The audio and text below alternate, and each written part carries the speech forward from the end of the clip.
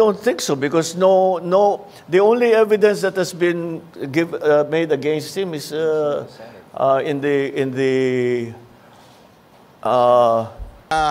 nataranta na siya, hindi niya alam kung paano lulusutan.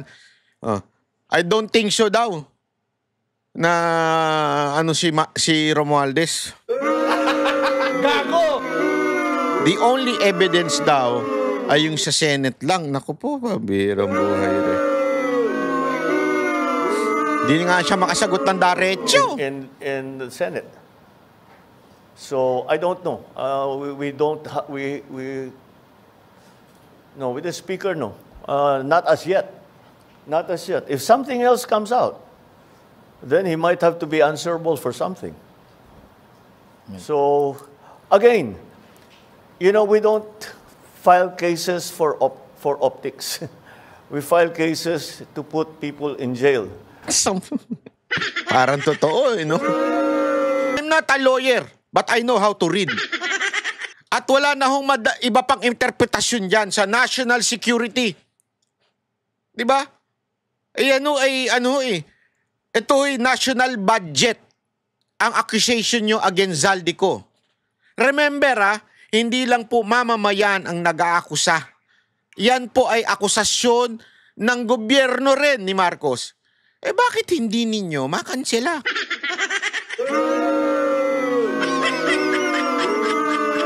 Doon pa lang po, malabo na yung sinasabi ninyo, Mr. Marcos. Inabsuelto ni Marcos ang kanyang pinsan. Nako. Gago! Siyempre naman, sabi nga blood is thicker than oil. Blood is thicker than water. Ika nga, ibig sabihin, pag iyong kamag-anak, ay talaga namang iyong poprotektahan, di ba? Baka sabihin ninyo, ako lang ang nagsabi niyan. Abay, pakinggan natin mismo yung inyong presidente. Pakinggan ninyo mismo ang inyong presidente sa mga tanong ng kanyang media.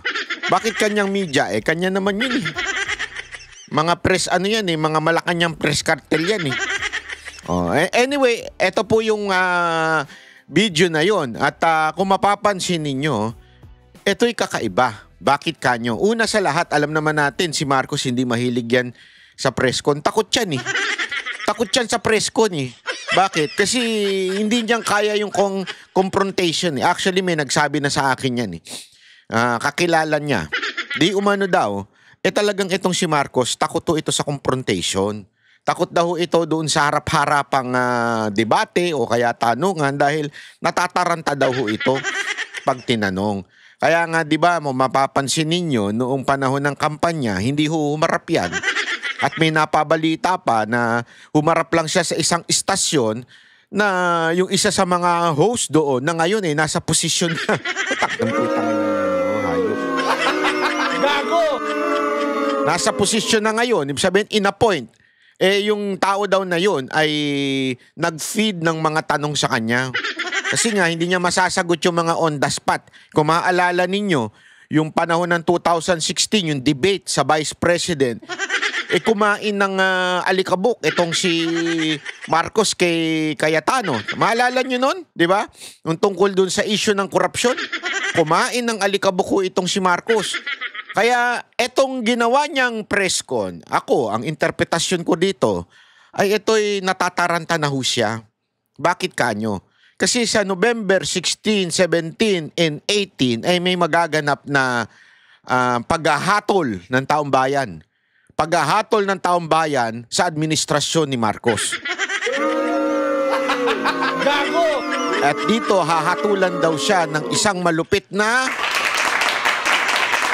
you don't deserve your position, sabi ika nga. Di na natin alam kung yan na yung makatotohanan. Pero ang aking lamang pong isang opinion tungkol po dito, bakit 3 araw?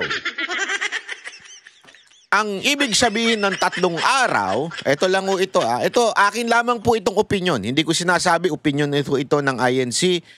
Ito po'y aking lamang pong opinion at obserbasyon. Ang INC po ay, alam naman po natin, it's a religious group na bihasa din ho sa Biblia, maaaring magkakaiba-ibang interpretasyon. Pero gayunpaman, sila ho ay pamilyar din ho sa Biblia. Alam ho din nila yung Biblia. At ang 3 araw ay nagsisimbolo ng kamatayan at pagkabuhay ni Kristo.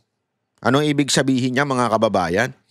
Sa 3 araw, doon kung saan, di ba, namatay ang ating Panginoong Hesus, at nung sa pangatlong araw ay nabuhay o ito.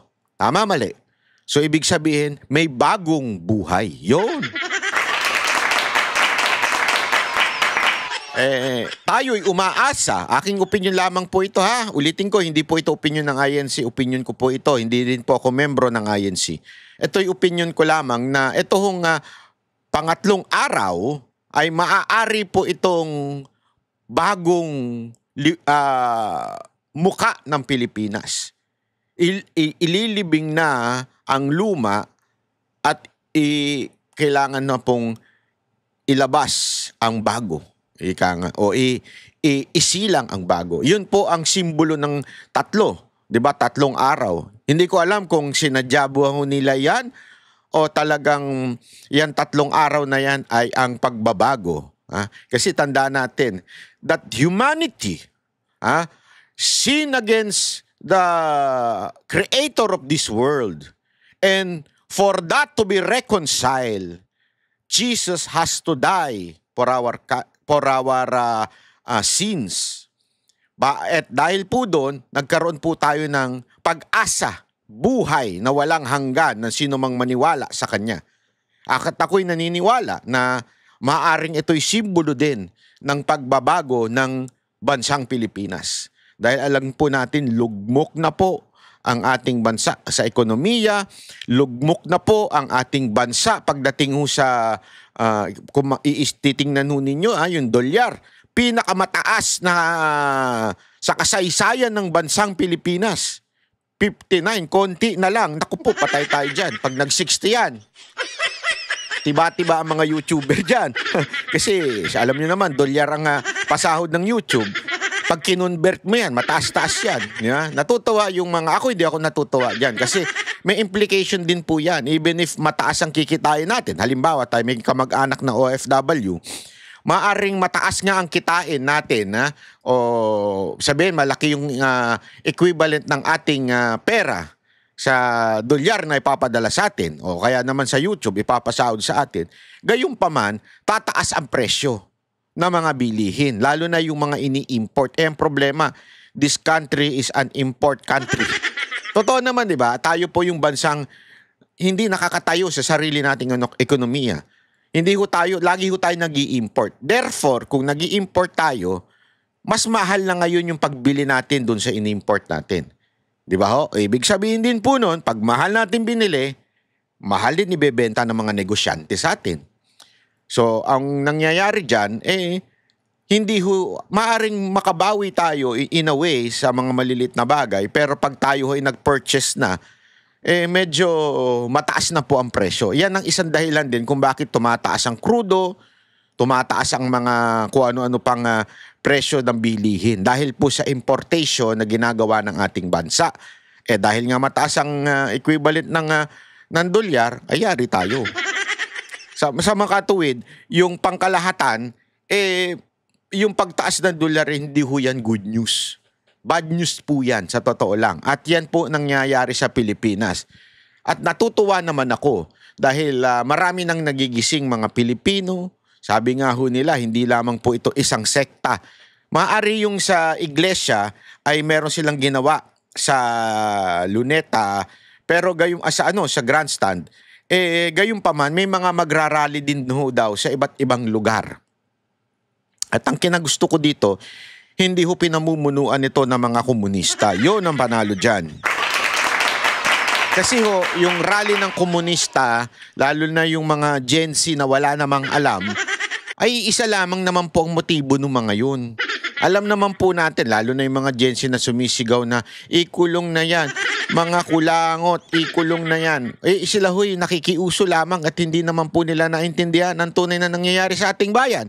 At patuloy na uma-agree sila na hayaan ng korupsyon dahil ayaw nilang mapalitan si Marcos dahil nga nandiyan si VP Sara Duterte. So, titiisin na lang nila yung suka na kinakain nila kaysa sa magutom sila. Para gano'n yun eh. Diba?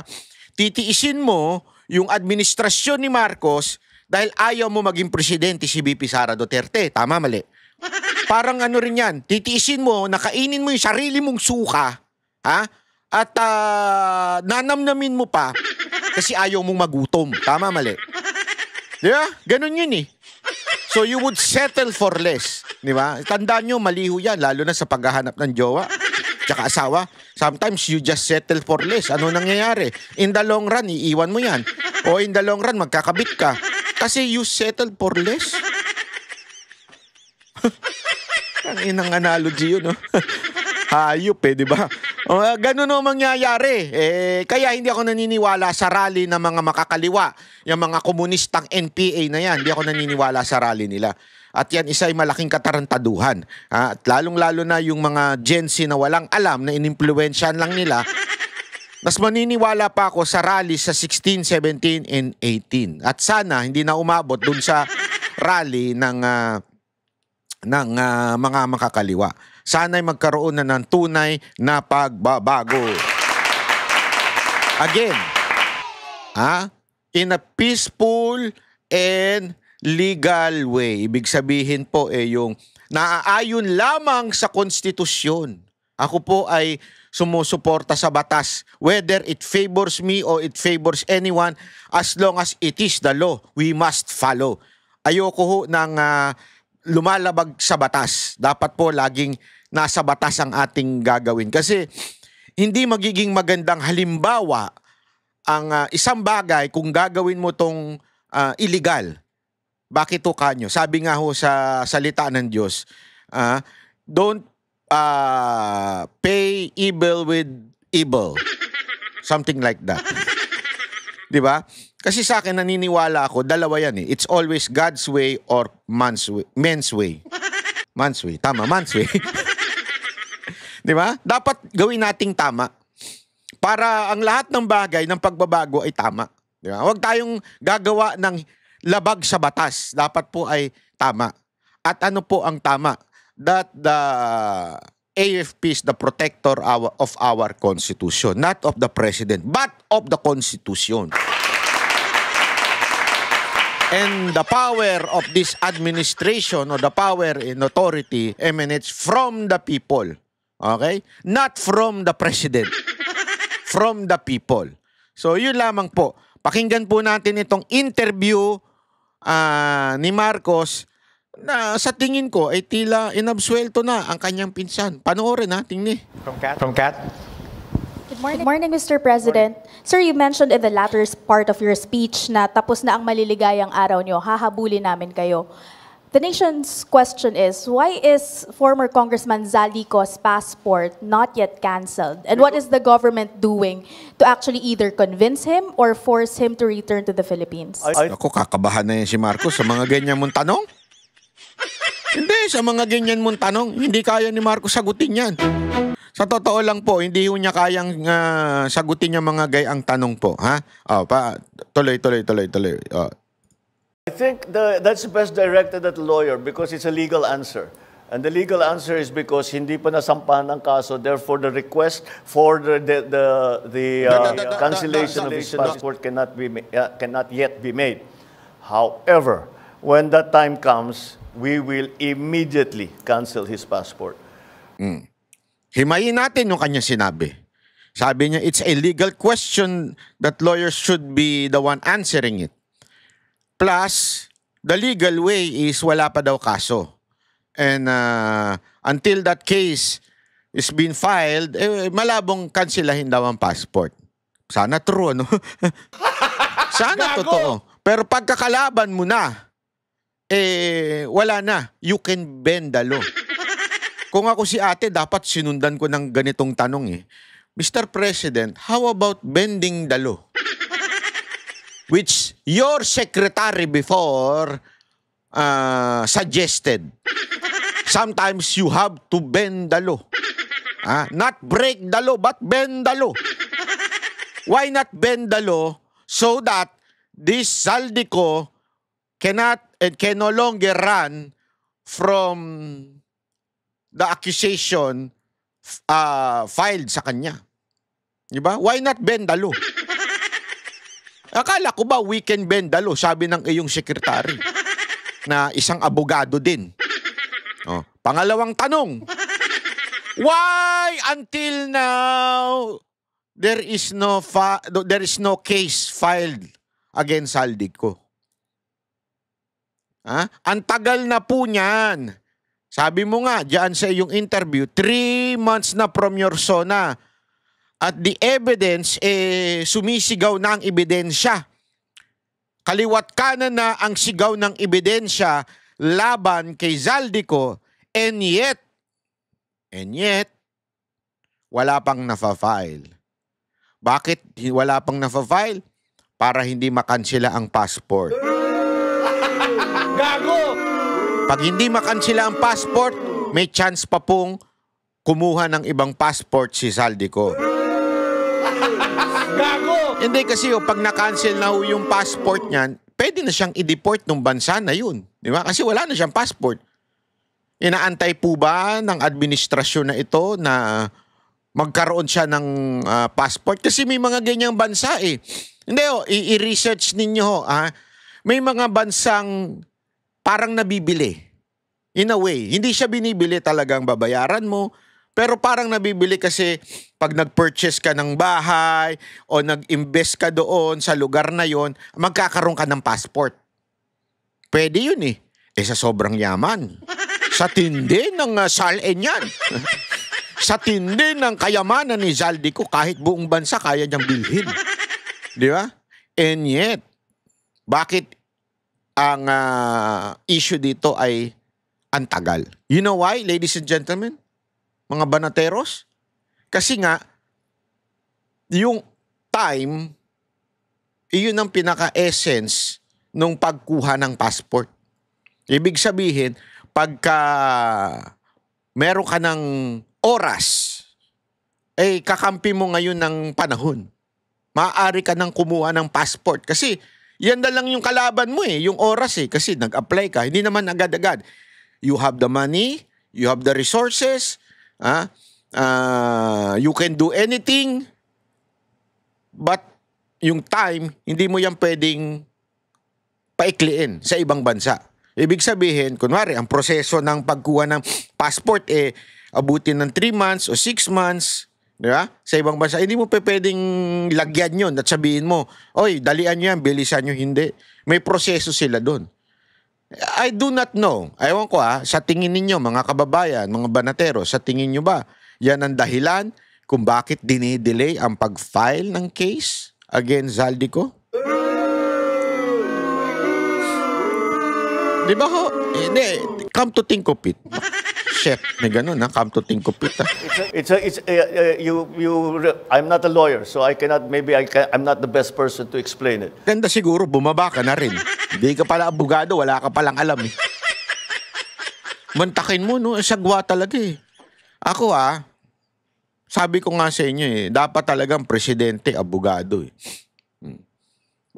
Ako, dalawa lang ang sa tingin ko. Maaring 1, abogado, or 2, naging chief executive ng LGU, ibig sabihin mayor, di ba? Although ito, naging governor ito, wala nga lang ginawa. Pero parang hindi niya alam. But that's the procedure. You have to give grounds for the cancellation of the passport. And those grounds will be based on the cases that will be filed against him. Pero maliho yun. Maliho yan. At yan po ay pinaliwanag ni Marcoleta. Napanood ko sa isang programa nila doon sa Saganang Mamamayan. Napanood ko po na isa sa mga basihan ng cancellation ng passport ay national security. And I think, more than anything else, ito'y national security po. Bakit kanyo? Kung yung akusasyon kay Zaldico ay ipagkulimbat ng limpak-limpak na salapi. With feelings yun, ha? Meron akong puti dito. Kinain ko tuloy na obvious ba na kumain ako ng gatas. Hindi ko, totoo. Pag limpak-limpak na salapi na di umano ang inaccuse kay Zaldico, ito'y ito'y sapat na grounds para po ay siya ho ay masabing concern, national security na ho ito. Di ba? Kasi kung inaakusahan na siya ng mamamayang Pilipino, lalo na ng gobyerno, abay, ito ho'y dapat nang kansilahin. Di ba? Eh, nako. Hanapin natin yan, ha? Passport law. Oh, in PH. National security. Hanapin natin yan. Kasi nakita ko rin, binasa ko yan, eh. Ha? Ewan ko kung nagbabasa ito si Marcos, eh. Ayan, no? Merong amendments, eh. Under RA 10928. Oh. Ayan. Ito sabi doon, ha? How the passport law protects national security, a screening of applicant, DFA must verify identities, citizenship, criminal records, any national security concern. Oh, yun. Sa pagbigay pa lang, kailangan meron ng national security concern. Grounds for denial or cancellation of passport. The DFA can deny, cancel, restrict, or refuse renewal. Isa-isa natin. Deny, cancel, restrict, or refuse renewal. A threat to national security, number 1. Ako po. Second, facing a national security related cases. Oh. Involved in terrorism, espionage, or crimes against the state. Oh, anak ng tutsang kalabaw, ha? Using a false identity, oh, wala na yan. Subject to an active law enforcement watch list. RA 8239, Section 4 and Section 6. The DFA has the power to deny passports on grounds of national security, public safety, or public health. Pwede hong i-deny. Ang linaw po niyan, eh. Pwede pong i-deny ng DFA. Mr. Marcos, what are you talking about? Did you even read RA 8239 Section 4 and Section 6? I'm not a lawyer, but I know how to read. At wala na hong iba pang interpretasyon dyan sa national security. Diba? Ito ay national budget ang accusation nyo against Zaldico. Remember, hindi lang po mamamayan ang nag-aakusa. Yan po ay akusasyon ng gobyerno rin ni Marcos. Eh bakit hindi ninyo makansela?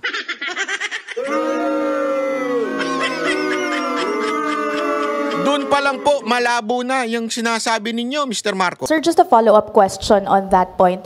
Sir, how convinced are you that Zaldico is the most guilty in this case, or are you somehow amenable to extending an option for him to become a state witness? I'm sorry, extending? An option for him to become a state witness. That option is always there, except for them who are the most guilty. Oh, eto na. Pwede daw ba na state witness si Zaldico? Depende daw kung pinaka-guilty, di ba? Oh. Kung hindi pinaka-guilty. You think he is? I don't want. And then pag sinabi ko, sasagutin kita, sasabihin nyo, prejudged. Let the courts do their work. Let the judges do their work. One more point on your presentation. Parang ang talino nung sagot, di ba? Let the court do their works. Ang lupit mo, Brad. Parang totoo. Very obvious, very noticeable po na marami sa mga pangalan binanggit ninyo, DPWH officials, contractors, pero kakonte, if at all, yung mga nabanggit na legislators who are... Well, no, they're part of the list. May maganda dun sa likod. May maganda dun sa likod. Nakita ninyo? Ha? Andali, ipapakita ko muna sa inyo. May maganda dun sa likod. Ayun, oh. Ayun, oh. presentation. Ayun, no? Very yung nakaitim, obvious, na nakasalamin. Ayun, very ayun, yung umatching. God bless you, ma'am. Di ba, may maganda sa likod, oh. Walang iba kung hindi si Ma'am Hana ng SMNI. Yung ang aming bossing. Sana, Ma'am Hana, kayong nagtanong. Baka duguin ng ilong niyang Marcos na yan pag kayo nagtanong.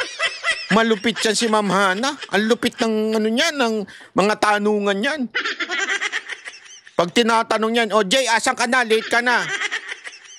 Ang sagot ni Jay, "Ma'am, traffic." "Bakit? Ngayon ka lang ba nakatira sa Pilipinas? Ngayon mo lang nalamang traffic?" Joke lang, Ma'am Hana. Ako lang po yung nagtanong ng gano'n. Yan po ang aming bossing. Po, na marami sa mga pangalan binanggit ninyo, DPWH officials, contractors, pero kakaunti, if at all, yung mga nabanggit na legislators who are... Well, no, they're part of the list. We'll give you the complete list. I just didn't go through them because there are like 37 of them. So you'll get, as I said, you'll get a briefer, which will give you more detail on all of the things that I've said today. Is the former speaker included in the list? Diretsuhan na. Naku po, kinabahan ho yung mama. Kinabahan na ho si Marcos, nangingitig daw yung... Munti kang unang sabihin, buti na lang hindi ko nasabi. Buti na lang hindi ko nasabi, kung hindi, yari tayo doon. Talay. Sir? I don't think so because the only evidence that has been made against him is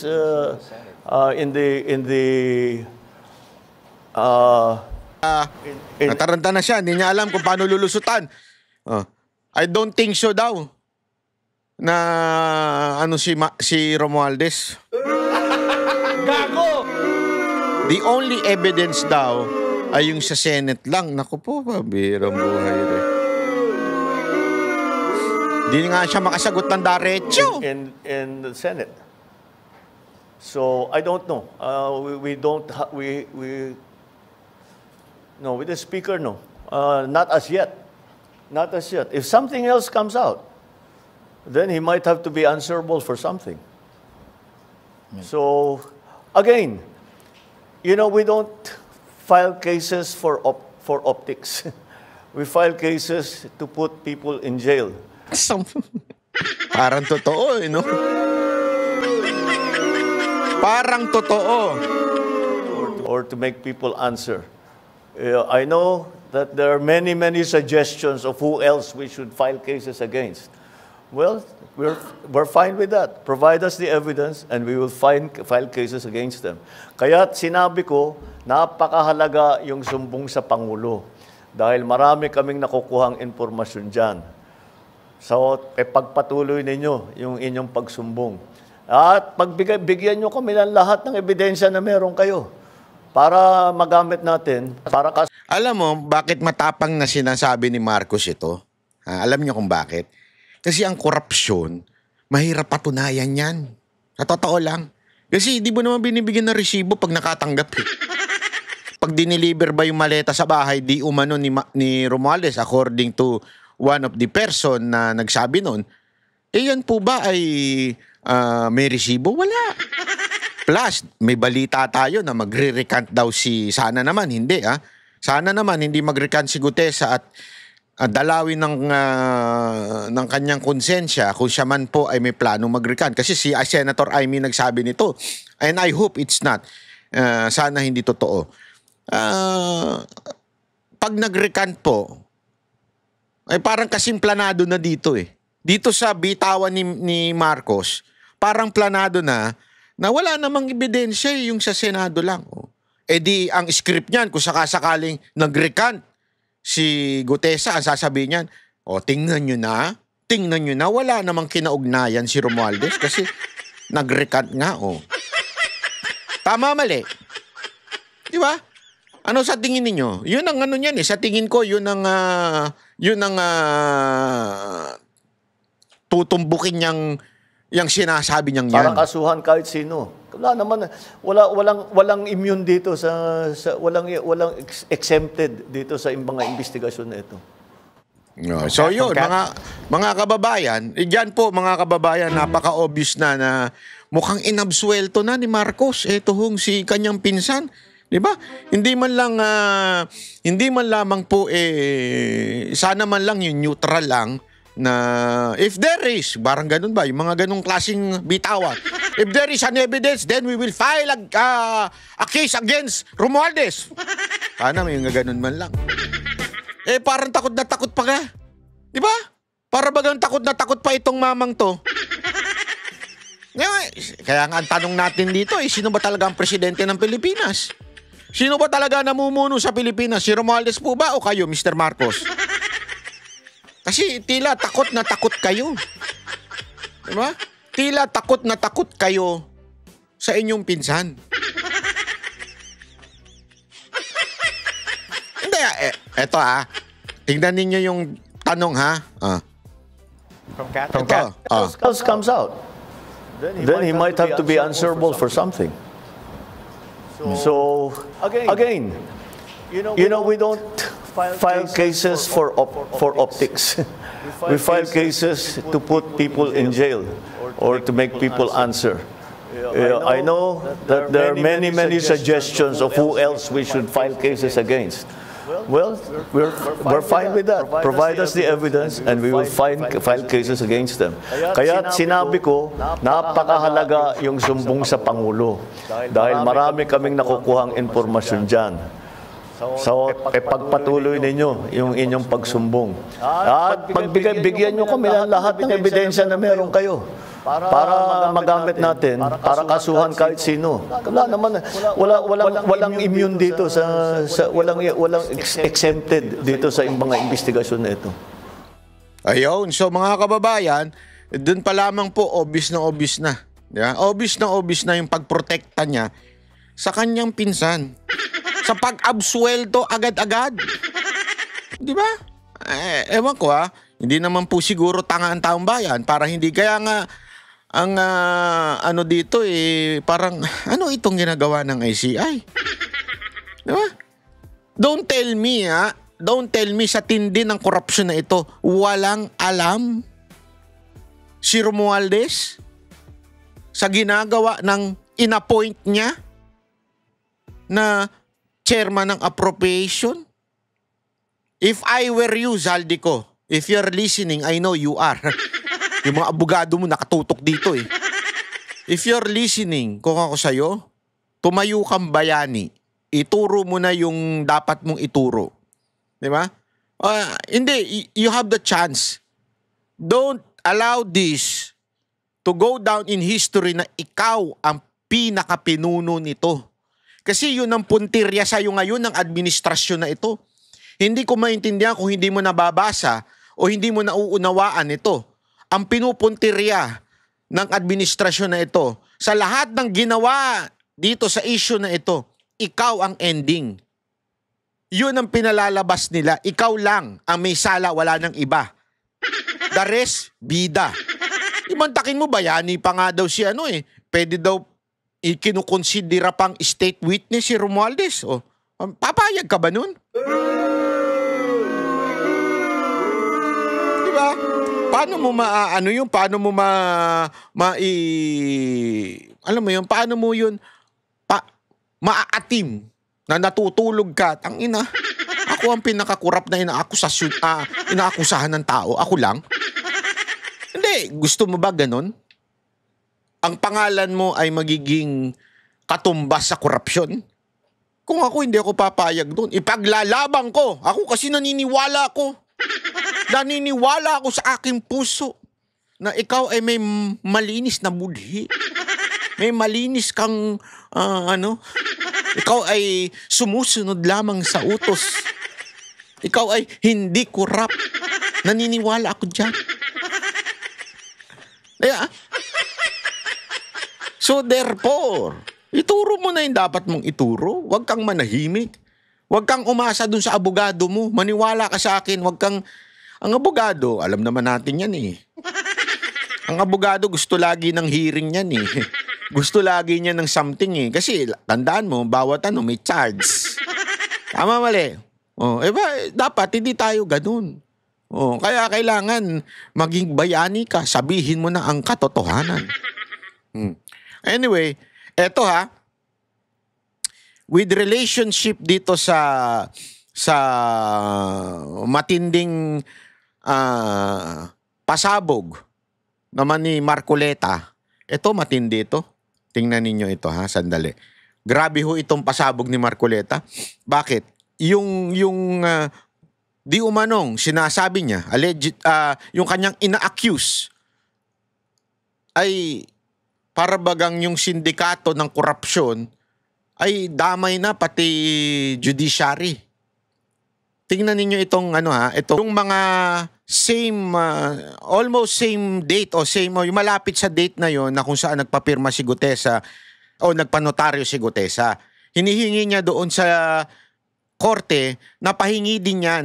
Kasi remember, nalaman ng korte na hindi daw yung notaryo, yung lawyer ang pumirma noon, hindi pirma ng lawyer. So therefore, kinumpare niya doon sa mga ibang pinirsinta sa kanya. Yun yung hinihingi ngayon ni Marcoleta. Yan, pakinggan nyo ito matindi ito. Sabi nung abogado, nag-furnish na ako ng copy doon sa Blue Ribbon Committee. At sinabihan niya si Marcoleta na hindi ka part ng respondent or doon sa parbagang party involved. Nakalimutan ata nung judge na si Marcoleta ay part ng committee na yon, yung Blue Ribbon. So dapat doon pa lang binigyan na siya. Pero ang nasagot ng judge, kesyo binigay daw niya sa Blue Ribbon. So, tiningnan ngayon ni Marcoleta. Bakit? Sabi na ng Supreme Court, okay bakit ayaw niyang pumayag? Abay, mas mataas pa pala. May mas mataas pa pala sa Supreme Court? Yan yung the Supreme Court? Yan ang gusto ko sa'yo. Yan na ito ang senador na may bayag. Maraming dyan. Baluktot. Hindi yung bayag yung prinsipyo. Hindi kasi marami sa ating mga senador takot. Yung feeling matapang lang. Yung tapang-tapangan lang sa media. Pero alam mo naman pinoproteksyonan. Pinoproteksyonan yung kanilang amo na naglagay sa kanila sa posisyon. Gago! Eto nga sabi ni Marcoleta, di ba? Kung gusto ninyong palakihin na ni. Palakihin natin! Para bagang sinasabi niya dito, talagang magkakakuntsaba itong mga animal na to. Magkakakuntsaba itong mga animal na to para sa isang matinding pagtatago ng tunay na korap. Tandaan ninyo tandaan ninyo. Si Gutesa lamang ang talagang walang mawawala o walang mag-gain in testifying against Romualdez. Bakit? Pwede naman siyang tumahimik Masaya ang buhay niya Okay na ako. Masaya na ang buhay ko. Ayos lang. Pero bakit siya nag-testify at sinabi niyang dahil doon, yung credibility niya, kaliwat kanan ng pagbabatikos, kaliwat kanan. At kung maaalala ninyo mga kababayan, doon sa isang pagdinig nung nandun si Gutesa, may hinirit si Erwin Tulfo. Ano sinabi niya doon? Galing sa impormasyon ko mula sa Malacanang. Ito ang nanggaying posisyon mo. Inuunti-unti niyang tinitingnan yung credibility ni Gutesa. And imagine mo to ito lang dito pa lang, booking mo na talaga At the time, hindi pa alam ng mga senador si Gutesa. Nalaman, nagulat nga sila, dumating si Gutesa, na binitbit ni Marcoleta Di ba? Pinaalam niya, pag-testify.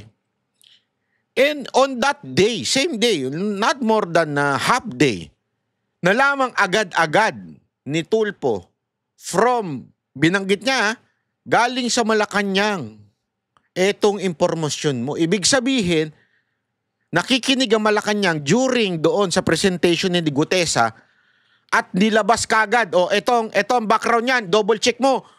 anuhin mo, durugin mo yung ano niya, credibility niyan. So doon pa lang may movement na from Malacanang na wasakin etong si Gutesa. Bakit kanyo? Bakit? Hindi ko ba kayo magtataka doon, mga kababayan? Galing sa Malacanang yung impormasyon ni Erwin Tulfo. Hindi po ako nagsabi niyan, si Erwin Tulfo po. Nagkamali siya dyan. Ba't niya binanggit yung Malacanang? Di ba? So, ibig sabihin po noon, ladies and gentlemen, the orchestration of all of this corruption issue ay mas malawak pa. Hindi lang sa kay Zaldico. Na? Yun pa lang. Dito nga sa judge sinabi niya, hindi naman ikaw respondent or any part of this case na final dito o inquiry na final dito. And yet, di ba? Blue ribbon siya. Isa senator. Kaya nga ang galing, tumakbo siya sa Supreme Court and the Supreme Court granted his request. Pero ayaw pa rin ibigay ng clerk of court. Sabi, kailangan daw doon sa judge mismo magdesisyon. So yung judge, wala. Ayaw talagang ibigay. Yun ang sinabi ni Marcoleta.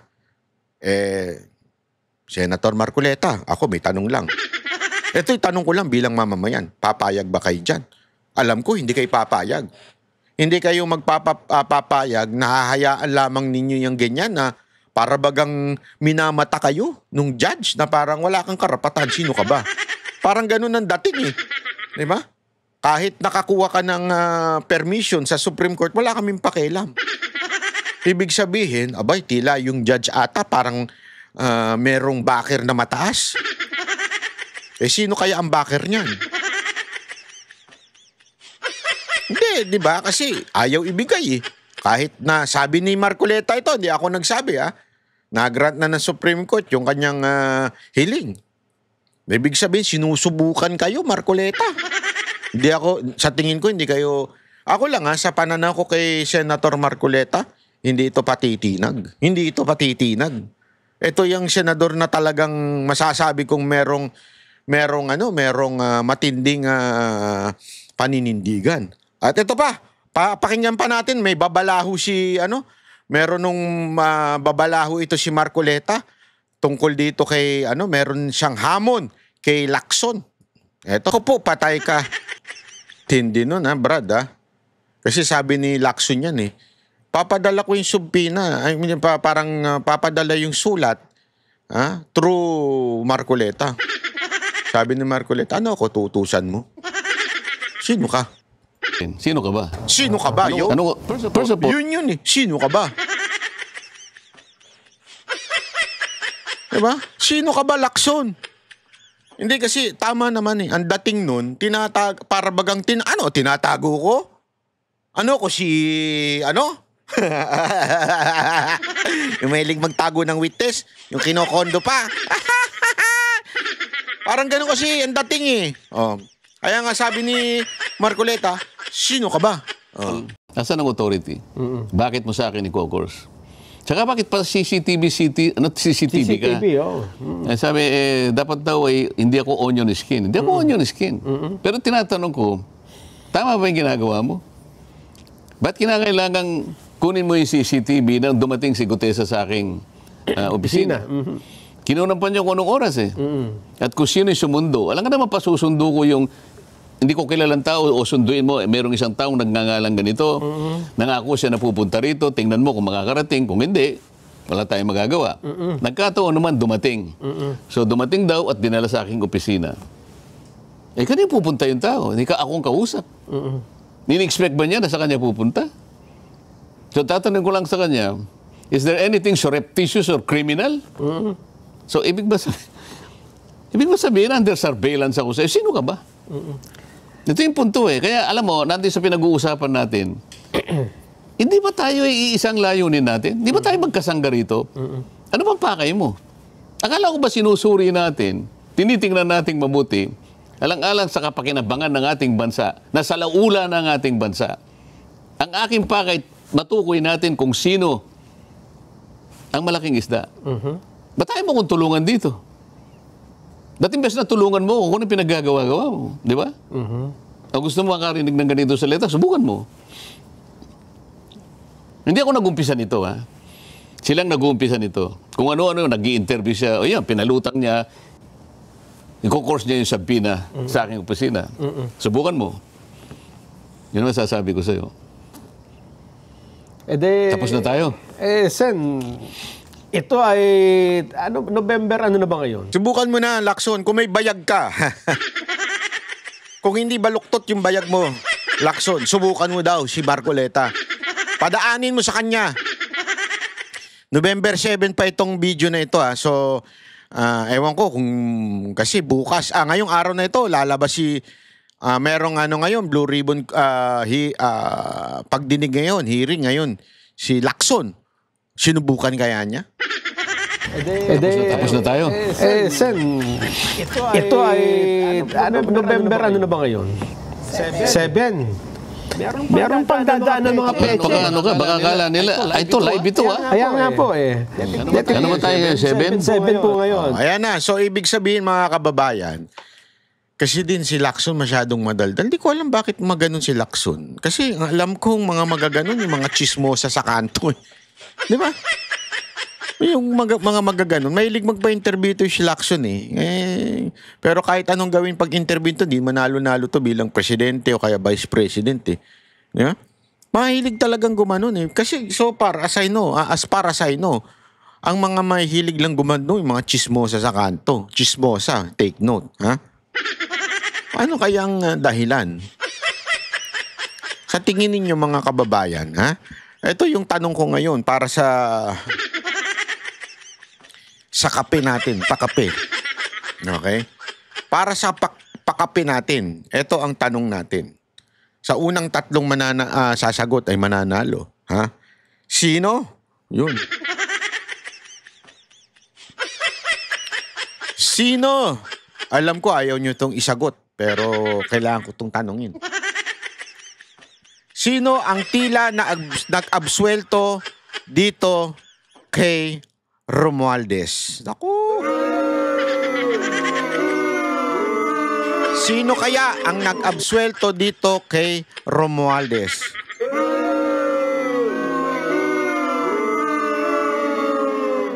Kayo na ho ang sumagot kung sino sa tingin ninyo ang tila nag-absuelto dito kay Romualdez dahil sa akin lamang po. Sa akin lamang po ito, ha?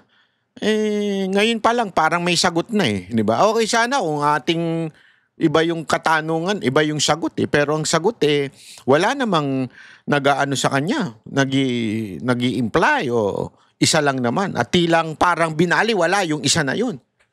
Para bagang binaliwala agad-agad. Remember, hindi pa lumalabas, by this time, hindi pa nagre-recant.